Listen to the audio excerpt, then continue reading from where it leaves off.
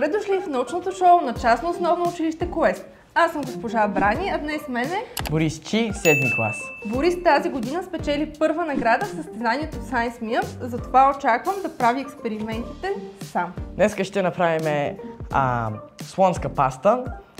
Затова ще ни нужни водороден пероксид, сапун, суха мая, 7 грама около, колба естествено, топла вода и ако искаме боя за храна да се отцвети. Добре. Сега първо ще смесиме маята с топлата вода.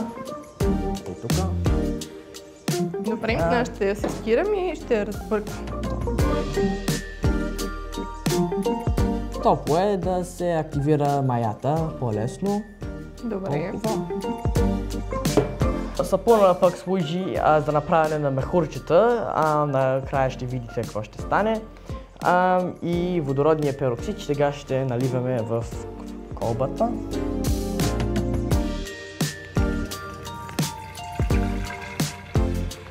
Ей така.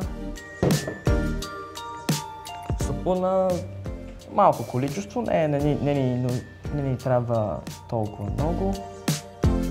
Толкова.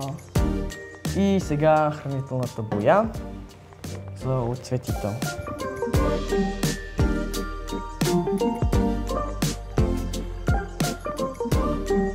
Сега най-накрая ще слагаме маята, преди това ще си сложим очилата за препазване. Добре, слагаме ги.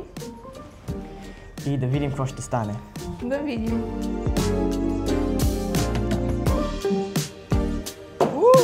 Страхотно! Да.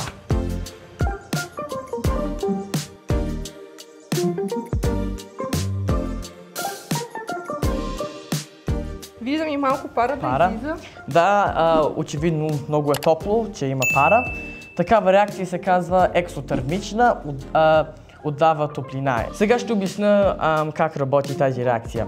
Водородният пероксид е нестабилен молекул, с която той е като вода, заедно с още един кислород. Той още един кислород иска да се отделя в форма на газ. Не може да се отделя толкова лесно и бързо, когато е в нормално състояние така на бюрото, ама когато даваме му катализатор по-точно, която е маята, прави водородния пероксид да отделя от него кислород много по-лесно. Сапуна, както казах преди, служи за залавянето на кислорода, когато се отделя и за направянето на мехурчетата. Този експеримент не може да направите сами вкъщи, но останете с нас, за да видите вариант, който може да направите дори в домашни условия. За тази безопасна детска версия за слонска паста ще ни нужни сода бикарбонат за хляб, белтък от яйце, бехрова чашка естествено, боя за храна и оцет. Бехровата чаша може да бъде и обикновена чаша. Добре.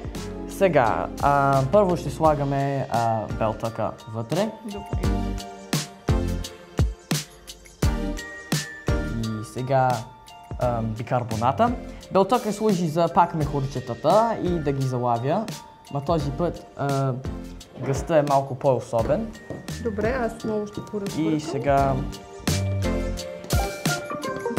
отцветителя. И сега какво ще излеем? Какво ще стане след като го излеем? Сега ще излеем оцета и оцета ще се взаимодейства с сода бикарбоната и ще се образува въглероден диоксид газ. Добре, нека видим.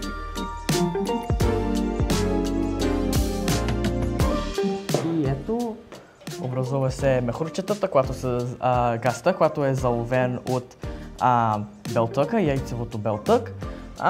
И да, този газ, вместо да е кислород, е въглероден диоксид от взаимодействието на оцет с сода бикарбонат.